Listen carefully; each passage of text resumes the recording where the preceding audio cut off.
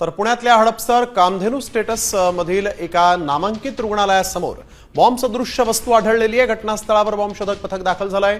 Bomb सदृश्य वस्तू घेऊन पथक मोकळ्या जागेत रवाना झालंय।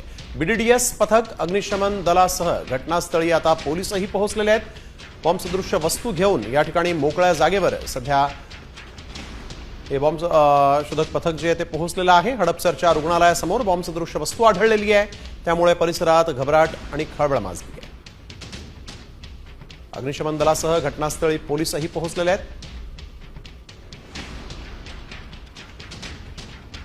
पुण्यातल्या हडपसरमध्ये बॉम्ब सदृश्य वस्तू आढळली।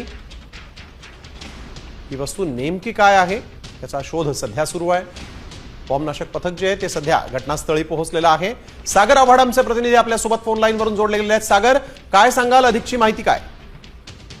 नक्की आपण तर हडपसर परिसरामधली उषा किरण हॉस्पिटल जवळची गर्दी आपण पाहू शकतो की या ठिकाणी बॉम्ब सदृश्य एक वस्तू जी आहे ती सापडलेली आहे आणि बीडीएसच्या पथकाने त्या ठिकाणाहून ती वस्तू जी आहे ती ताब्यात घेतलेली आहे आणि घेऊन गेलेले आहेत। आता नेमका बीडीएस पथक जे आहे नेमकी या ठिकाणी जी वस्तू होती ती बॉम्ब होती की बॉम्ब सदृश्य नेमका काय याचा शोध आणि त्या संदर्भात काय नेमके ताजे अपडेट येत आहेत ते आम्ही तुमच्याकडून जाणून घेणार आहोत।